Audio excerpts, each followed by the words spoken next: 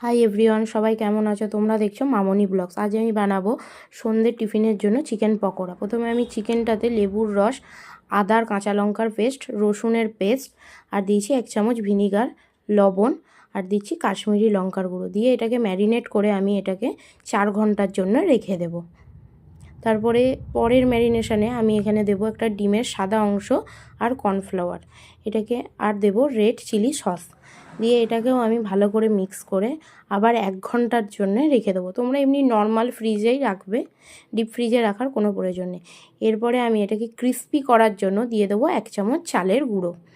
চালের গুঁড়ো দিলে এটা অনেকটা ক্রিস্পি হবে আর খেতেও জিনিসটা খুব ভালো লাগবে। তোমরা অবশ্যই চালের গুঁড়ো দেবে।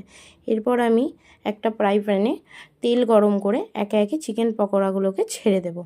আচ্ছা, এখানে বলে রাখি, তোমরা চিকেন পকোড়াটাকে দুবারে ভাজবে, কেউ কিন্তু একবারে ভাজবে না। একবারে ভাজলে জিনিসটা ক্রিস্পিটা হবে না একদম। দুবারে ভাজবে, এতে জিনিসটা জুসি এবং ক্রিস্পি হবে। এরপরে আমি 70% মতো ভেজে জিনিসটাকে তুলে নেব।